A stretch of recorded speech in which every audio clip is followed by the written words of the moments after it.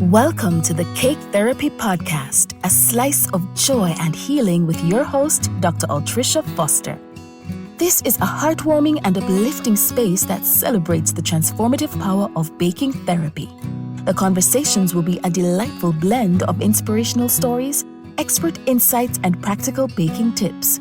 Each episode will take listeners on a journey of self-discovery, emotional healing, and connection through the therapeutic art of baking. There's something here for everyone, so lock in and let's get into it.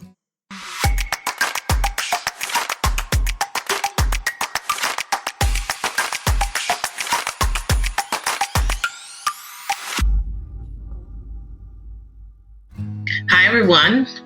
Welcome back to the Cake Therapy Podcast with me, your host, Dr. Altricia Foster. First, I want to take some time to big up all our listeners, our subscribers. And if you're listening and haven't subscribed yet, please go ahead and do so. I'm appreciative of this space. It's anytime I get to sit here and have conversations with you, with our guests, and have you listening in and tuning in, it gives me purpose, really, because these are conversations that I want to have with you. I'm going to encourage you, please subscribe. This is your slice of joy and healing, and I want to bring that to you through food, of course. But today we'll be joining, I'm excited, really. We'll be joined by someone from Italy. Yep. She calls herself the Little Italian. I wonder how small she is, right? Her name is Paola Maggiulli. She's better known as the Tiny Italian, as I mentioned before. She's passionate about Italian food. She's a food expert in Italy. She's a blogger. She's a chef. And she's made it her mission to share her authentic flavors and the rich tradition of Italy in her cuisines to a global audience. She is, in fact, available to the global diaspora. Through her very popular blog, though, she does have a very popular blog and her social media platform. She inspires, educates her following. Through her popular blog and social media platforms, Paola inspires and educates her followers with mouth-watering recipes, insightful cooking tips, and a deep dive into the diverse culinary landscape that exists in Italy. I've invited her a couple months now. We finally get a chance to have that conversation. Just got back from vacation, my kids from Disney. As you can see, I have my Disney necklace on. But I've been waiting to have this conversation with her. I am really interested in taking a deep dive into her culinary expertise. I want to explore the cultural nuances of Italian cuisine and how uncovering that really helps her community. I want to learn the stories behind all of her favorite dishes because she does have a few. And I believe there's a conversation here. There are lessons to learn from her. Whether or not you're a seasoned food enthusiast, I would believe, or simply just curious about Italian food or planning to go to Italy, wondering what to eat. So this episode, I promise you, will be a feast of your sense. It's your slice of joy and healing. Okay? So welcome, Paola, the Tiny Italian. Please let me know if I'm pronouncing your name correctly, Paola. Thank you so much, Paola, for joining us. Paola Maggiulli is a self-love coach and Italian cookery teacher coming to us from Italy. Thank you for joining us. You're welcome. Even I don't sound very Italian. I confuse people, but we can explain later all about that. I know. I really, like I mentioned before, that I'm really looking forward to having this conversation. And I love that you mentioned that you don't sound Italian. So let's just dispel, this myth. So you were or were not born in Italy? No, so I was born and bred in London town, in London city, should I say. But I come from an Italian father and a Colombian mother. Okay. And growing up, even though I was born in London I feel like is a very unique, it's a melting pot of so many beautiful cultures. So I was brought up with a lot of Italian and Latin American habits and culture. But yeah, I'm in Italy now. Sure, so, it's such a long story. It's a journey. It's a whole journey to get there. But I know. I want our listeners to know, how did you get to Italy? And tell me how you stay connected with the London scenery and the foods. So this is you've only got an hour's podcast. I'm going to try and keep this. I'm going to keep it really short and sweet. Abbreviated. Really abbreviated. Yeah. Okay, so first of all, my dad had an Italian delicatessen in South London for like 20 years. So I grew up with a lot of Italian food. However, I think everyone just assumes that my love for cooking and my love for teaching people Italian dishes, or more importantly, how to love themselves through cookery, through Italian food, is because they thought I was brought up with this Italian deli, and actually it had nothing to do with it. It was part of it, but it wasn't the main driver.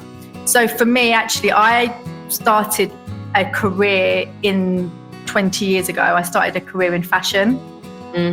And I worked in fashion for 15 years. But it was during my time working in high, fast-paced, stressful corporate environment that I started to, after a certain time, I started to realize that something wasn't okay. I thought I should be happy. I was successful. I was happy. I was making good money. I was traveling all over the world, but something wasn't right. And what happened was that my dad had to sell the delicatessen.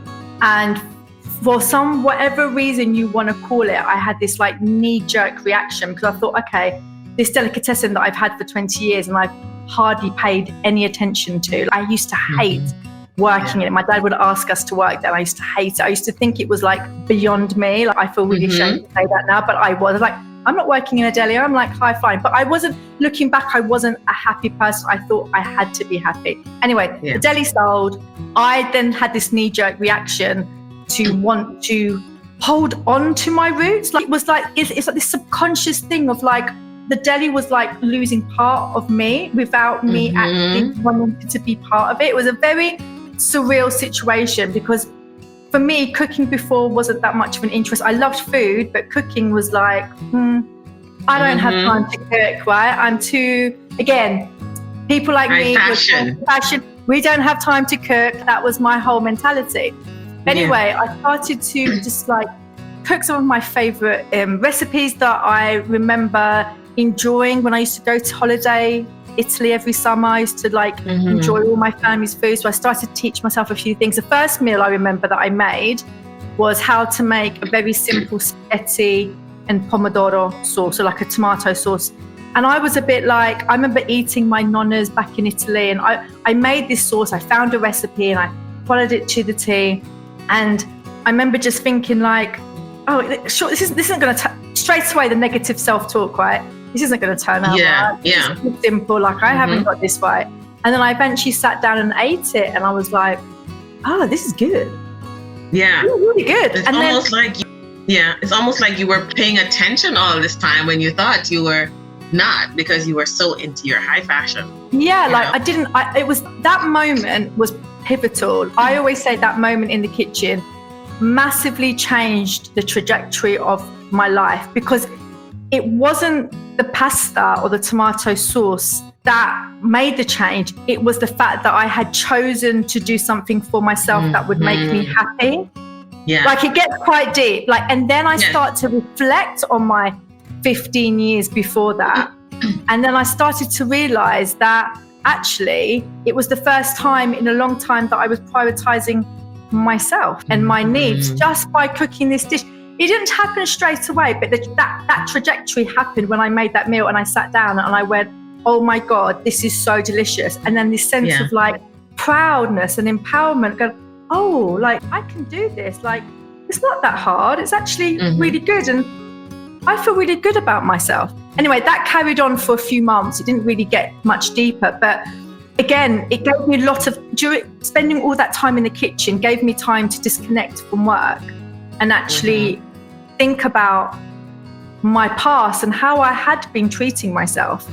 And without going into too much detail, I realized that I was actually suffering from a bit of depression, and I was suffering from really bad burnout and stress. because I just was not taking care of myself. I was eating really badly. I would skip meals because I didn't have time.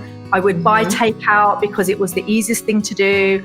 Or I would fit food whenever I could in and eating things like bowls of cereal for dinner. Like when I look back, there was so much self-neglect. And when I was looking at those first 6 months to a year of how I had changed my behavior towards myself and I had transformed my relationship with myself, I had done that through the power of cooking by just choosing to cook myself food. So anyway, to get to the point of how am I here? Is that eventually, I mean, it's such a long story, but eventually I left the corporate world. I became a qualified cookery teacher. I got qualified at a cookery school in London. COVID happened, really struggled through COVID because I was self-employed, managed to create a really successful business through teaching. That's what I realized I was really, really good at. But come end of COVID, financially, I was struggling because, as we know, after the pandemic, all the costs started to rise around the world, and I'm a single girl, and I was like, I've only got me, myself, and I to rely on right now. What do I do? And then I had two choices. I had go back to my corporate job and make money so that I could keep my flat in my apartment in London, or I sell my flat in London and I try to find a way to make it work. And so the answer was, after a couple of years of trying to figure out where I was going, the universe directed me here. Like, it was the most, as soon as I decided I want to move to Italy, the trajectory was very easy. And it makes sense because this is the place that inspires me daily on how to love myself. It has culturally, integrally, the Dolce Vita lifestyle of like looking for joy in every day, learning how to balance the connections over meals with family and friends, the importance of quality ingredients. All of that is everything that I have gone from that young girl who really didn't think that she really mattered in terms of eating, leaning on my dad's culture for the last 14 years since that happened.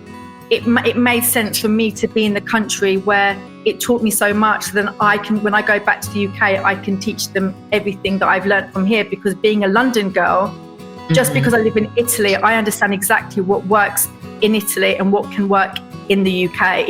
You don't have to be in Italy to live the Dolce Vita lifestyle. You can be anywhere in the world. So that's a very quick question. Thank you for abbreviating that for us. You know, it's amazing your trajectory though, because I was reading on your website, you have to prep for these conversations, where it said you absolutely had no interest in food or working with food, like you mentioned, but then to think that you ultimately found a connection with your culture through food, you know, and I would say embracing that now full on, it's amazing. Tell me about how your dad feels that you completely immersed yourself in his culture and his food.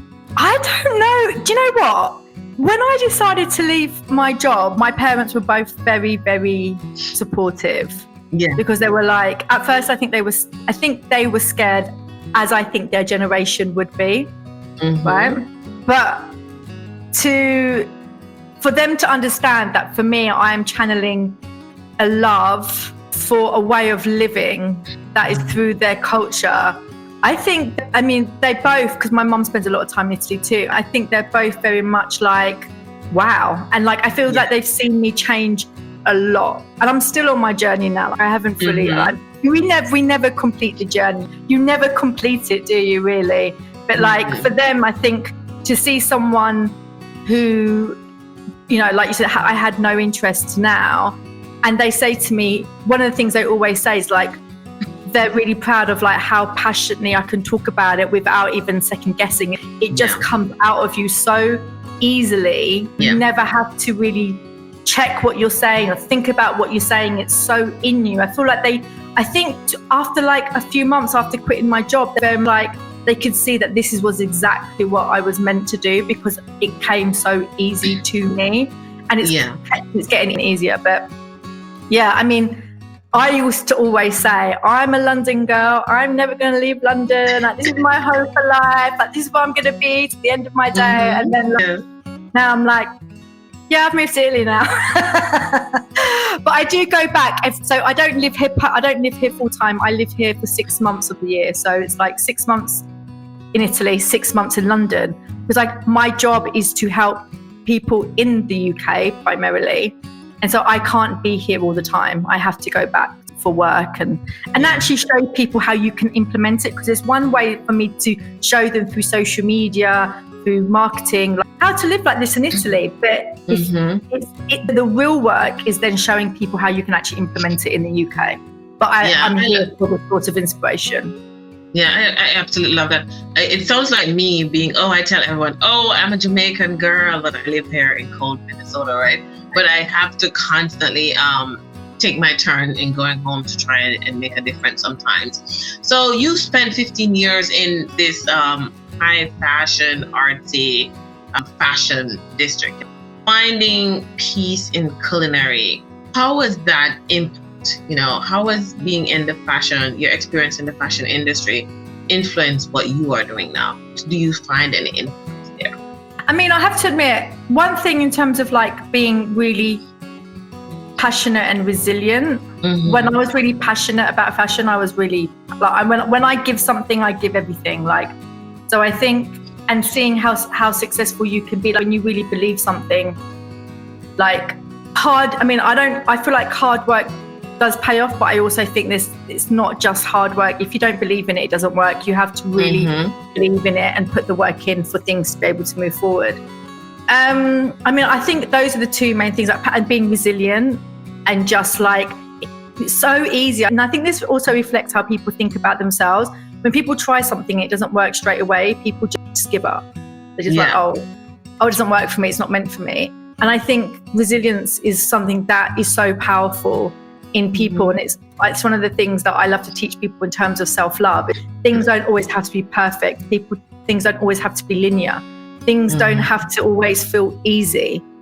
But if you really, really believe in something and want something, you have to keep on going. You have to pick yourself back up and you have to keep on trying. So I think those are some of the things from my fashion career that I probably have brought into my whole, like you say, my culinary art now that I help with people is like, and I'm very honest with my audience. When things aren't feeling good for me, I will be honest with them. Right now I'm feeling a little bit tough, but I also have a lot of self-reflection of like, I know why things aren't easy for me, because I probably have taken my eye off the self-care a little bit. I've probably been working a little bit too hard and things like that. And I think those sort of things are really key. But I think other things that I brought into it is that I was very business minded. So while I do love to teach people how to cook or how to love themselves through cooking and all those sort of things, I have got a business mind. So I know exactly, and this is why I'm doing it because I want to help the world. But for me to be able to help the world and reach more people, I have to have a successful business. I can't just be talking to 5 people. So having a business mind is thinking, right, how can I reach the people that really need my help, and think about marketing and PR and creating services that take into consideration the needs of others rather than the things that I necessarily love to do. And I think that's what my business career also taught me, because when you were creating businesses, when you're creating products, you were thinking about that other person in mind in terms of, what do they actually need? It's like someone said to me recently, you tell people what they want to hear, but then you give them what you know. So I think, and there's a lot of that. I mean, I've done so much learning and all of that, but for us to do what we have to create a business that reaches people and reaches the right people. Because if you're talking to the, if you could be talking to a wall, if you haven't, not having a business set up is like talking to a wall, is the way I look at it, because no one's going to be listening to you. So I think those are the things that I think that I've taken from my corporate career. And like, I love to, sorry to interrupt, I love to look at my marketing statistics, because I used to do all that. Give me a spreadsheet, and I'm like, give me a spreadsheet with like how I'm performing, and then like that makes me really happy. But apart from that, but it's good that you mentioned though that even though we're doing these passionate or these purposeful ventures, that there is a financial component to it, and there has to be a business model or a structure around it, because these social enterprises don't work unless there's money and there's an audience, right? So tell us about your model then, without giving too much of your secrets away. Share a little bit about your model, because I want to hear from you how you became this influencer I call you a food influencer, and your journey into becoming a blogger. Is this a part of your model? Because this podcast is a part of my business model. Talk to us a little bit more. Yeah, about the tiny Italian. Do you know what? I think I have to admit that when I started my whole tiny Italian, because I started as a blogger, 2010, when I started blogger, it wasn't. I did not think for 1 minute that I'd be sat here talking to you today on a podcast, and that wasn't part of my model. My blogging started because I wanted accountability for myself. It was a way for me to learn Italian recipes, and I created a website because I like to give myself challenges. I created a website that I could put up my own recipes up there, thinking that no one would ever read my recipes. And then lo and behold, you know, when you put effort into something, things happen. So I started off with the blogging. I started off with the blogging. And then when I quit my job in 2017, I was a qualified chef. But before then, I started on Instagram. So I started blogging 2010. I think I started on Instagram. My account is old. My account is like 2012, my Instagram account. Okay. But I didn't start to use it properly till about 2016, 2017. And then that's what I started. That was probably, I think my website and my Instagram account was when I started to communicate more about the things that I did. But back in the day, everything I did was just about Italian food and recipes. There was no self-care element. There was no self-love element. It was like, here's how to cook the perfect carbonara. Like, that was me, like that. But then no one was doing it. So I was one of the, I think I was one of the first women in the UK that put their face to dishes. Because you remember back in the day, people used to create dishes and you wouldn't actually see people. So I was one of the first people, and it snowballed really quickly. Like, I got invited by the Italian embassy to do things for them. They started to ask me to interview Italian chefs. So I guess it wasn't a model that I had planned, but I guess what I realized that like things like collaborations and PR works really well. I think PR is really powerful. I think where Instagram, had its moment in the late, so I think Instagram 2018 to 2021, I thought was amazing. I think everyone that was using it really well. I had like my biggest burst in that year. Okay. And those few years, I had my biggest burst. But then it starts to get saturated, and then big corporate brands started to realize the power of Instagram. So then more people using it, so then your reach got shorter, right? So, but for me, I think one of the things in terms of my model moving forward, I have really focused on like what my strengths are. And my strengths are, even though sometimes I'm really tired when it comes to social media, that I just want to write, I just want to take a photo and do a post. I know the way that I connect with people is me being on screen and talking. So for me, it's like, I still use Instagram, even though I get really frustrated with it because it's not, I remember it. I remember the good old days. Yeah, absolutely. Me too. I rarely use it now, and I know it's a key piece of my puzzle. But it's hard to get on there.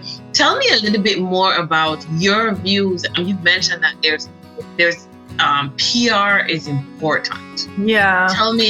Talk to us a little bit about that. For listeners, So like PR, I think, is one of those things where it's about giving value to people. It's about, so PR is about choosing the right forms of, I'm trying to think, like tools, whether it's publications or radio or podcast, TV, YouTube, whatever. It's about knowing how to get in front of the right people. Yeah. And so you're using these other platforms to it's not about selling yourself, because PR don't like you necessarily selling a service or product unless it's on one of those pages where, you know, they're looking at like the month's best selling self-care products or services. But it's about providing value to people in a way that isn't so obvious it would be like on social media, using someone else's platform, because it is using someone else's platform to reach further out. And I think when you've got that, that's like a form of like a collaboration, because you've got another name associated with you. So for example, I have been interviewed a few times for like British newspapers, so I get mentioned, or magazines, and just having that, by just being that person that, say, a journalist comes to you to ask you a question, you know, they've come to you because you're an expert. So what that does, it enhances your authority. So it enhances your authority, and if you're in front of the right audience, then you have the opportunity for people to like look into who you are. If they like what you've said, they'll look into who you are, and if they're looking to who you are, they'll look into your services and things like that. So it's another way of like, PR is about establishing your authority more than selling. You use it, you leverage it to be able to enhance your business and grow sales, but it is definitely about enhancing your authority, enhancing your expertise, becoming the person that is a specialist in your area. And I think pitching to journalists, pitching to TV producers, like pitching to someone like yourself, like a podcast host, and say, this is, you know, but you can't just pitch to everyone. You have to pitch with people that have the same values or have the right audience. Otherwise, it's not going to make sense. There's no point me talking about self-love to a financial journalist. Just like there's no point. But it would make sense to maybe speak to a journalist who looks after sort of like the spiritual mind column, or someone who, or even a journalist who's looking into write a positive, who wants to share a positive lifestyle story about someone who got through a hard time. Then I would pitch myself that, because I've been through that and I can talk to that. So I think PR is, for me, I've been doing a lot of PR in the last, I would say I've been really working on my PR the last 6 months. And I've been featured a couple of times, but it's something that you have, again, resilience is important. Absolutely. You're going to get, I've sent emails to journalists, I've not even had a reply, but I have to just be like, okay, I just wasn't right for them. It doesn't matter. Find another magazine you want to write to. Maybe your pitch wasn't right. Maybe your idea wasn't exactly what they were looking for. You have to spend, with anything in life, like with any business model you choose, I think you have to really be really focused. Try not to do too many things. Pick the things that really work for you and be intentional and give it time and space. Spreading yourself too thin does not get you anywhere. And I've learned that through my own creating my own business, because when you're one person, sometimes you're creating the content, you're editing the content, you're writing the caption, you're sending out the email, then you're teaching, you're creating the recipes for the class, you're writing. It's too much. So you have to actually look at how much time you've got in the week and be realistic. What can I get done? But what can I get done really well? And I think we can end up looking into different models and doing different things. But I think one thing at a time, and be intentional and give it space. Is the only way you're going to be able to really make something work for you and learn. It may not, you're not going to be excellent at it straight away. I think that's something that people also have to. People who are high achievers also have to remember, just because you've been good at doing something else doesn't mean you're going to be necessarily straight away good at something. You've got to learn. It's like going back to school, you're learning, trying things out, falling down, getting back up again, trying something new. Just if you, at the end of the day, if you really believe in what you're offering to people, if you really believe that you are really able to help people and you want to get out there in front of more people, what am I trying to say? You cannot give up. Give up for them and don't give up for yourself. It's a two-way street. I don't want to let people down, because I know what I've got to offer is so special. So I'm going to keep on going, but I also don't want to give up for myself, because this is something that I'm super passionate about. Yes, absolutely. Do not give up on yourself. When you mentioned that you've written to numerous magazines, girl, I remember when I was launching my book, I wrote to several TV stations, like, here, I'm launching this book, Cake Therapy, How Baking Changed My Life. but only one showed up. But I was excited about that one because I didn't give up on myself. So exactly, it resonates with me. You know what I mean? I connect there. But on Tiny Italian, this is a place where you share your recipes and your, I would say, favorite or your family recipes or yours, the ones you've developed, right? Talk to me a little bit more about a favorite recipe of yours so our listeners can hear, and the story behind why this particular dish is your favorite. God, I've got so many. It's just so hard because my favorite dishes all depend on my mood. So and depends on season, because there are some things that I love to do in the summer and there's some things that I love to do in the day. I think one of the things that I love to do, and I get so much pleasure out of it, it's something that I really love to teach my students, my clients, is just even how to make a really, and it's going to sound so boring, so I'm going to apologize right now, this is not going to be the most glamorous dish ever, but I love making a really good stew because it's all about layering. It's all about, first of all, with a stew, you've got to have patience. You have to you cannot be running around like a headless chicken in the kitchen. You have, because with a stew, it's all about layering. You've got your first layer of aromatics, then you've got your spices, and then you've got your vegetables maybe, and then you've got your, you know, whatever liquid you're going to form in. But it's constant layers and layers. And I mean, I have a fish stew that I love to make. It's a fish, prawn, potato stew. And I love it because it's all about putting all these different layers of ingredients in. But also I love all the different aromas that hit your nostrils at every single layer. It's just completely, it's different. It's not a very typical Italian dish at all, but I've created my version so it has Italian flavors in it. But I also just love the fact that it's one of those dishes because, again, I'm also a realist. I know how busy people are. And I always say to people, I always encourage people to love themselves through cooking. I feel like when people need to start their self-love journey, if they haven't started it yet, one of the best places to kickstart in the kitchen. And for me, I'm a realist. So something like a stew is something that I would teach a client because it's something that you can make in a batch form. Yeah. You don't have to cook every night to love yourself. But the most important thing is that you're feeding yourself well. That's what I always say. It's like feeding yourself with really delicious and nutritious food, because they can both go together. Because I feel like a lot of people just think healthy food is just I don't know. When I look at lots of healthy food influencers, I'm a bit like, oh, your food does not look appetizing to me at all. But I believe that the Mediterranean way that people live, you know. And so the stew for me, it's again, it entails patience. It's all about all the different flavors. It's about giving it space, giving it intentional building up. It's a lovely dish that you can then make and you can feed yourself it for 3 days.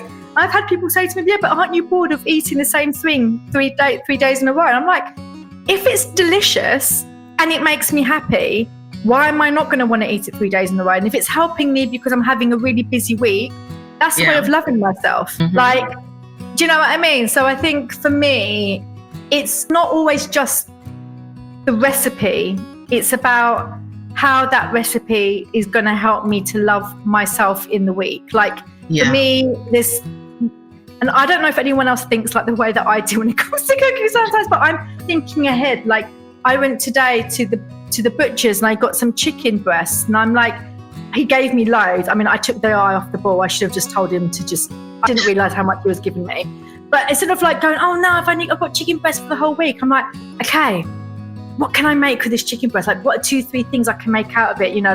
Get excited, and it doesn't have to be difficult. It doesn't have to be complicated. It can just be beautiful and fun. It's just bringing joy. For me, cooking is just about bringing joy into your life. If you're working hard all day, but you can create something that gives you joy for 10 minutes while you're sat at the table, I think that's a huge win. It's a huge win. Because they do say healthy eating habits are directly tied to people's mental health and their well-being. So I would like to kind of, segue into that, to find out from you, how has cooking impacted your own mental health journey? And really, what drew you to take a deeper dive into the therapeutic aspects of it? So I think when I spoke to, I think at the beginning of the podcast, we talked about how I got to Italy. I think for me, there were 3 things when I started my self-love journey. At first, I used to always call it my cooking journey. Now I've realized it was a self-love journey, because there was 3 things that cooking did for me. And before I started cooking, when I look back now, my mental health was terrible. It was terrible because I was really neglecting myself, but also because I had a lot of trauma that I hadn't dealt with. So with the trauma, with the stress, with the burnout, the mental health was terrible. But and the reason why I'm telling you this is because I instantly could feel the difference in myself within a few weeks of just cooking more. Like I noticed it. That's why, and the difference was that I was no longer skipping meals. I was no longer eating cereal for dinner. I was no longer eating a bag of crisps and 2 pints of beer after work. What was happening is that I was introducing more fresh food into my life daily, because at least dinner time anyway, that's how it started with me, was dinner time when I come home from work. Now it's 3 times a day for me, but that's because I'm at the end of my journey. But one of the things I noticed that by introducing more fresh food into my life, I noticed that I physically looked better because I wasn't so bloated, because I also reduced the amount of alcohol I was drinking, because rather than go to the pub every night, I would actually go to supermarket. What I would spend on beer, I would end up spending on food, right? So then I was eating more fresh food. So I noticed that I physically looked better, I looked less bloated, but I felt like I had more energy, and I felt more lively. Like I felt like I had more to give in me. Yes. Secondly, I noticed that obviously that's the results of eating better. But what I started to notice, because I used to have such a stressful job, I would constantly think about work all the time. Like I could never let it go. But when I was in the kitchen and I'd switch on my little kitchen radio, put the music on, and start to just follow. I used to always follow recipes before, because that's how I was as a high achiever. Like you didn't want to get anything wrong, right? I couldn't just cook, not like now. Now I don't ever look at a recipe book. I'm just like, I make things up. But then I used to follow these recipes. But I'd follow the recipe, do exactly what it told me to do. What would happen was that for that half an hour or hour of cooking, I wasn't thinking about work. I was being present. I was thinking about what I was actually doing on, in the kitchen. So that would regulate my nervous system, because I wasn't constantly in stressful mode, and I didn't find cooking stressful at all, because I was following recipes that were simple, Italian recipes. But I also knew that the Italian recipes are just simple. Like that's the beauty of Italian food. They're not very complicated. So that was one. Third thing that I know, so I improved my well-being through fresh food, which impacted my mental health, physical health. The cooking helped me to regulate my nervous system, which also helps to improve your mental health. Thirdly, this got such a boost of confidence from being able to cook these dishes and them to taste so good. I used to be like, it was like a self-confidence in me that I don't think I had any self-confidence in myself before I started cooking. It was wild. Like my job in corporate was a way of validating myself. Like for me to be good at my job was a way for me to say I was good. But apart from my job, I didn't validate myself. I had no self-worth. And it's really sad. When I think about it now, it's sad, but I'm proud of how far I've come. But producing food that was so delicious started to really, and for me to start saying to myself, do you know what? I'm taking better care of myself. I'm feeling good about myself. That was all very empowering and confidence boosting. But it was when I had the confidence to invite a friend over for dinner and be like, rather than going to the pub, do you want to come to my house and have dinner with me? I'll cook you dinner. And then to share. So I always feel like that's where there's a lot of love can happen in a meal, right? Because I love it. I'm giving out love by cooking someone a meal. I'm showing them how much I care about them by cooking them something. But then that friend is sharing that moment with you, and then they're giving you that lovely feedback of like, oh my God, your food is amazing. And that's very confident boosting. But then it's also the connections you make with that person. And I remember thinking like, this isn't just over time, this isn't just about the food. Like people would then want to come round to my house for dinner because it ended up always being like a really fun evening. You know, we would talk, we would share things. Sometimes it would just be really fun. Sometimes there'll be days when someone had to share something that really got to get something off their chest. They just needed friends. And so it was all these special moments. And that's, for me, made me realize that there was more to life than just climbing the corporate ladder. Like, there was all this beauty around me. And the funny thing was, it was all super related to my Italian culture. And all of those three things massively boosted my mental health. Like healthy eating, deregulate my nervous system, and creating connections over food all improves my mental health. So it's not just even healthy eating, it's everything around food and cooking that can really help with that. And you know what I found interesting in what you just said, and I made a note of it, is how so many of us seek validation through our 9 to 5, you know, or self-worth is just so tied into that stuff. But like when you women, I think, as well. I know. When we find true peace and true happiness in the things that we find most purposeful, it's almost like we are like second guessing it. Is this me? Am I any good? You know, how do we move forward? And I have this question, you know, like when you first started the blog, there were not as many advocates, right, for the culinary arts, cake therapy, culinary therapy, the food, the purpose and the impact that food or culinary therapy can have. Tell me a little bit more how you feel the field has grown and the knowledge around culinary arts therapy or cake therapy, because, you know, that's my lane. I mean, it's grown massively. It's huge. I mean, I feel like when I started blogging, like I said, I was just blogging about Italian food. And I think what I was doing, I was helping people to be able to romanticize their love for Italian cooking into their own home. That's what I was essentially doing when I was sharing all these Italian recipes. But I think now food, and I think there were lots of other people. There was like a Spanish version of me, or an Indian version of me, or a Chinese version. There was all different. So I think there was lots of people that were doing that. I feel like now with the culinary arts, I mean, I think the things that we do, like talking about like how, you know, cooking or baking can really improve your mental health. I know there's like a beautiful small group of people that are like advocating that. I still don't feel like it has a big enough platform yet. I feel like still people associate cooking as a chore, or they associate cooking as something that they just have to do. Because the reason why is because I think big corporate companies have, you know, that's the message they're sharing to people to get them to buy into more processed stuff or the ready-made foods and all those things. But how do I feel about just remember what your original question was, sorry, the growth of culinary therapy, or just culinary.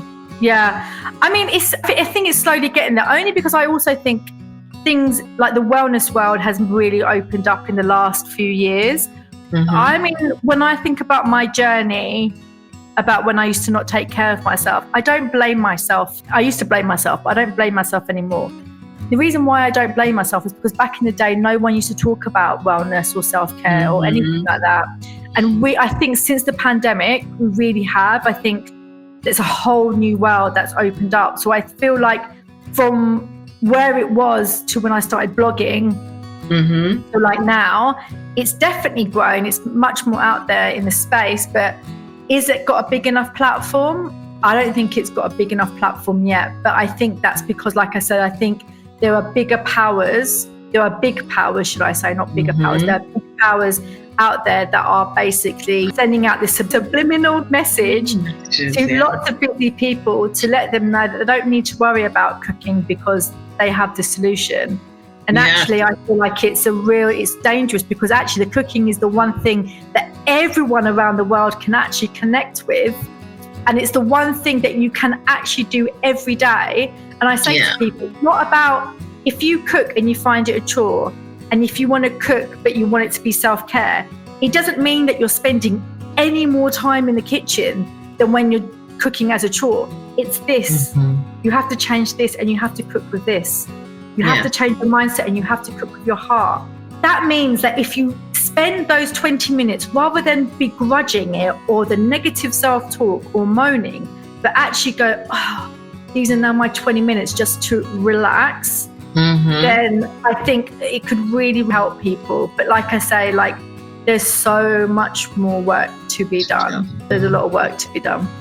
I know. You mentioned that cooking, simplifying dishes per se, right? Or cooking is really eliminating how the world connects with each other. Talk to me a little bit more about your thoughts around food and the ways it connects with others to share love and their culture. I mean, I think food is one of the most powerful things we have on earth. The way that, you know, food is created in terms of like fresh food, like the way, you know, love goes into food the moment seeds are put into the ground. You know, there's someone taking care of that area, you know, tending to it to make sure that the food, you know, grows. But food is the one thing that we can relate, we can connect with anyone. Like you could sit around a table and you could all not speak the same language, right? You could all not be able to communicate, but you could communicate if you're sharing a meal together that you were all loving. You would instantly be able to communicate straight away. And I think it's something that I feel like, again, is getting lost a lot in the Western world, because like sometimes people's working hours means that they don't get to sit around the table after work together. Or one of the things that I always say to my clients is like, try not to eat. If you live with someone, try not to eat in front of the television. Like sit around the table, talk. Let that be the moment that you can actually like, just completely decompress from your day and share your thoughts over the meal. It's not, when I say eating at the table, it's not about sitting there and talking about how good your meal is. It's not about that. I mean, that is great. If you're getting pleasure and enjoyment from your meal, that's like amazing. But being able to use like food and cooking as a way to connect with other people is phenomenal. And that's with the people that you live with, or like, if you haven't seen people for a long time, invite them over for the meal. I don't know anyone who would say no. I mean, there are some people, but a lot of people love the idea of being invited to dinner. I always say to my friends, are always a bit, I'm always a bit scared to cook for you. I'm like, please don't ever say that, because my love language is food. If someone can cook me food, I will love you more. Like it's literally what I'm looking for in my future partner, is like a man that can cook, who wants to cook for me, because I always get men always assuming because I'm the cook, they've won the jackpot and that I'll be cooking. I'm like, no. It has to be a two-way street. I need someone who also appreciates and understands the love language of food. But again, the Italian culture is like yesterday, just for example, I'm on the beach. Yeah.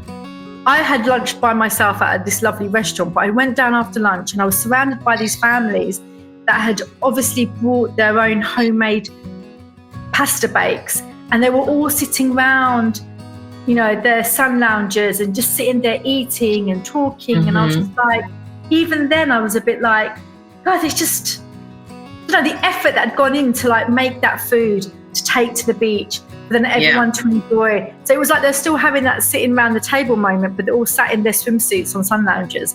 But it was still like, amazing. Like, I feel like we forget, like, without food, we cannot survive. I don't think we can't survive without food. We physically can't. After, like, I think they say you can survive without water for 3 days and then you're gone. I think food, it's like, I can't remember how many weeks it is, but I think it's like 1 or 2 weeks. And then, so I'm like, if there's a thing, if food is a thing where you literally cannot survive without it, why are we not celebrating it more? Why are we not trying to cook more? Why aren't we trying to enjoy our food more? If it's the thing that keeps us alive, and it can be the thing that makes us happy, and it can boost our confidence, and it can give us energy, why aren't we giving it the time or energy that it deserves? Because I feel like we still don't understand. I feel like the Western world is, it's come very, like, the world is just turning very quickly at a very fast pace. From 1 minute to the other, the world has completely changed. But it's the one thing that I think we should be celebrating every single day. Not at Christmas, not at Easter, not on your birthday. Or Thanksgiving. I'm not even saying cooking every day, but I just give it that little bit of respect of what food actually does for you. And I think you can get a lot back from it if you love it and respect it enough. Yeah, when you talk about food, it's filled with so much passion and joy, and highlighting that you've contributed so much, in the world, to the world of food and how people see food and think about food right now. What is next for you? Where do you see the self-love coach, the Italian cookery, the tiny Italian? Where do you see yourself in the next 2 years? What is there for you? I think for me, my biggest up level, my biggest change is like for a long time, I was trying to convince people to fall in love with cooking, right? But what I've realized that to get people to embrace the power and love of food, it's not the cooking they have to fall in love with. They have to fall in love with themselves. And so for me, it's about, I'm really excited about helping people break free from self-neglect, because I know exactly how that feels because I was she. I'm excited about, breaking free from self-neglect, helping people unlock their own self-love journey, and showing people how they can really nourish themselves and love themselves and start that journey in the kitchen. But it doesn't just stop in the kitchen. It then takes you to, I want people to live their best life. And so for me to do that, I have an amazing membership that I'm really passionately trying to grow at the moment. It's called the Self-Love Cooking Club. And it's a space for women who know that they need to start their own self-love journey, but they just don't know where to go, or maybe they don't have the support from home, or no one, they feel like they need a motivation. So it's a beautiful space for women.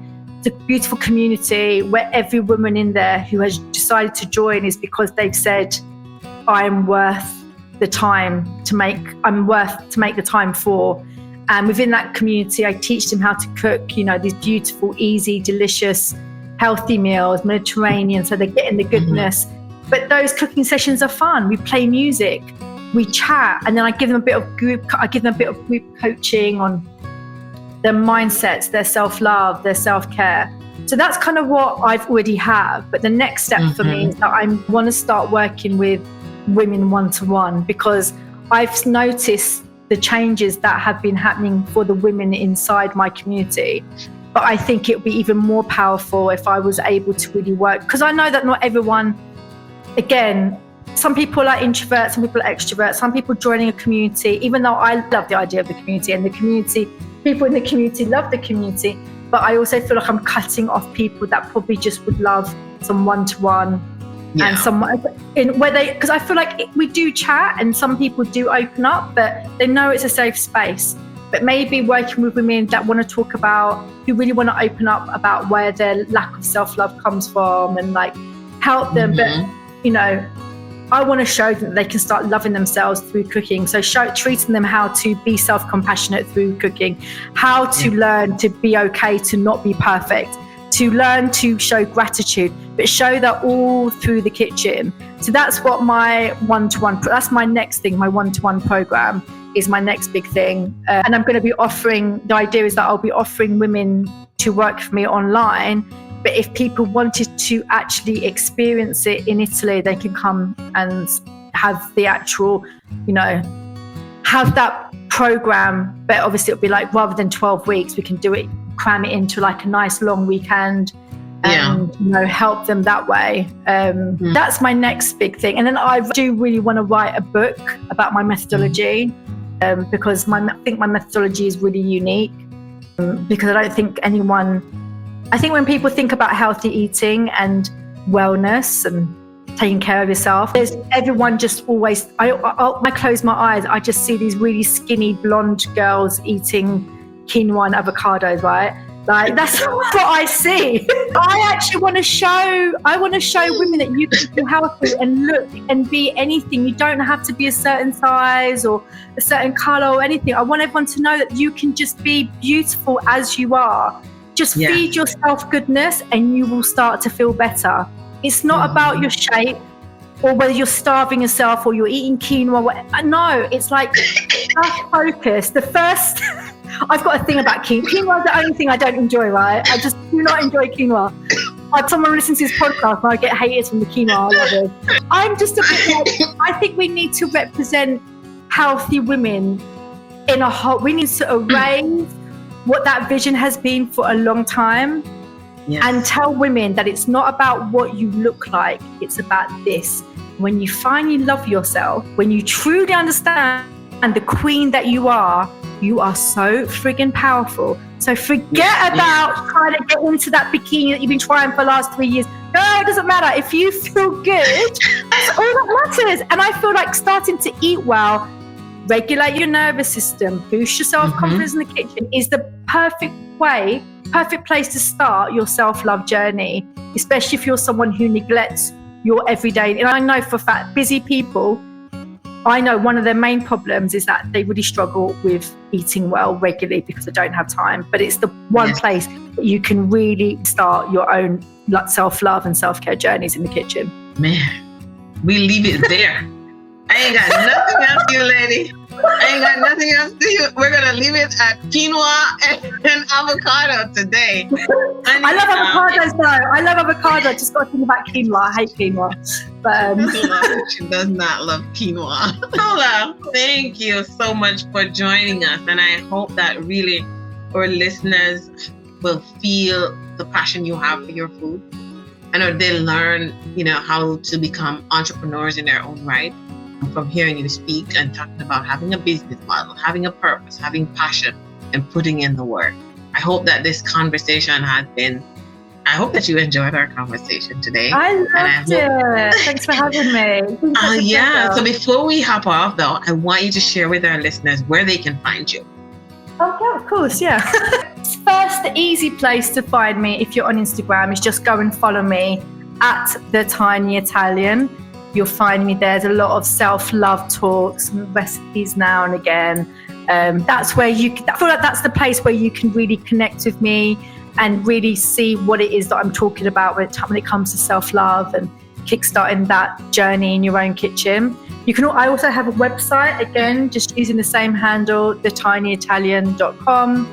I feel those are my two main areas. And if you go to my website, you can also get a free download for my 12 essential self-care cooking ingredients. So these are things that I always have in my cupboard to make sure that even when I have no time or when I don't have time or energy, because anyway, I feel like they're all just an illusion half the time.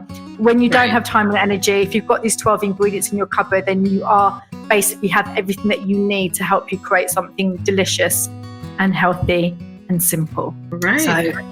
Thank you so much for joining us. I want to encourage all our listeners and subscribers to continue to support the Cake Therapy Foundation. Paola and I obviously have women's interests at heart. We want to teach them to cook. We want to teach them to bake through their stresses and traumas and trying new things. I'm grateful for you. I'm grateful for the platform. And until next time, though, I want you all to believe in your own sauce. That's what Paola said. She likes making sauces and soups and... Well, thank you. Oh, thank you for joining us. I wasn't sure where you were going with that. I'm so sorry, babe. Thank you for having me. It was amazing. Yeah. All right, guys. Thank you. Thank you for tuning in to the Cake Therapy Podcast. Your support means the world to us. Let us know what you thought about today's episode in the comment section. Remember to subscribe wherever you get your podcast. And if you found the conversation helpful, please share it with a friend. Also, follow Sugar Spoon Desserts on all social media platforms. We invite you to support Cake Therapy and the work we do with our foundation by clicking on the Buy Me a Coffee link in the description or by visiting the Cake Therapy website and making a donation.